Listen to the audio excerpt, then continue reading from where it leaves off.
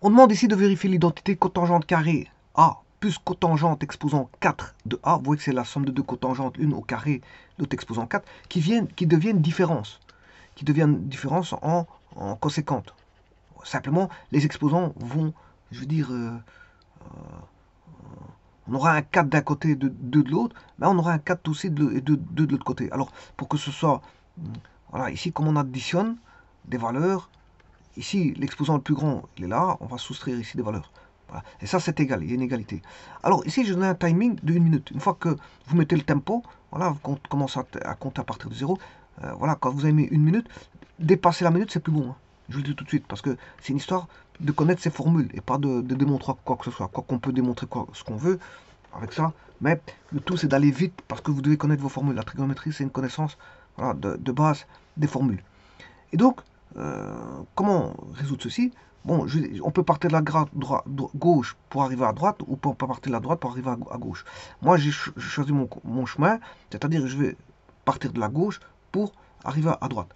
Alors, si je prends la cotangente carrée de A, plus ici, c'est aussi un carré, mais à différence, c'est un carré d'un carré. Voilà, c'est un carré d'un carré. Voilà, qui doit être égal à l'identité. Et vous savez très bien que ceci, c'est la conséquente carrée de A moins 1 pour la cotangente carrée. Et idem pour l'autre, c'est la conséquente carrée de A, voilà, moins 1, mais le tout carré. Voilà, ça doit être égal à l'identité. Et donc, là, on voit bien qu'on fait apparaître des conséquentes carrées.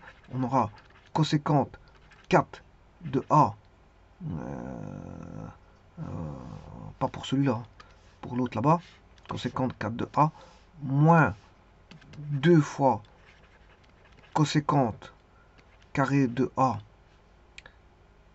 plus 1. Et bien sûr, ici, il y a la conséquente carré de A moins 1 plus, et ça doit être égal à l'identité. Donc le moins 1 plus 1, ils vont tomber, et il va rester, vous entrevoyez la conséquente 4 de A, voilà, et bien sûr, la conséquente carrée, on aura moins 2 plus 1, ce qui fait moins la conséquente carrée de A.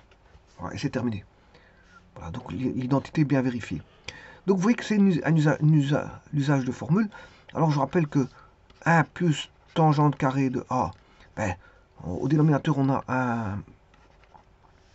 un cosinus, donc ici ce sera sécante carré A, et 1 plus cotangente carré de A, c'est cosécante carré de A. Alors bien sûr, à partir de là, moi j'ai utilisé celle-ci, ce qui veut dire que la coséquente carré de A,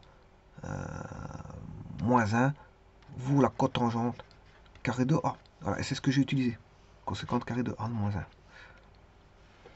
Simplement, ici, elle est au carré, donc il faut développer le produit remarquable.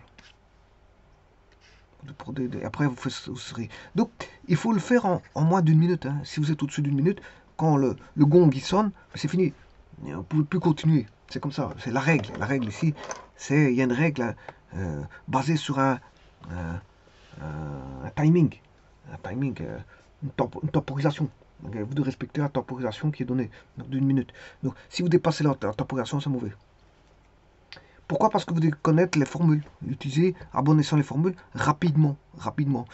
C'est-à-dire qu'on ne demande pas de commencer à tout transformer en sinus ou en cosinus et essayer de voir si c'est valable.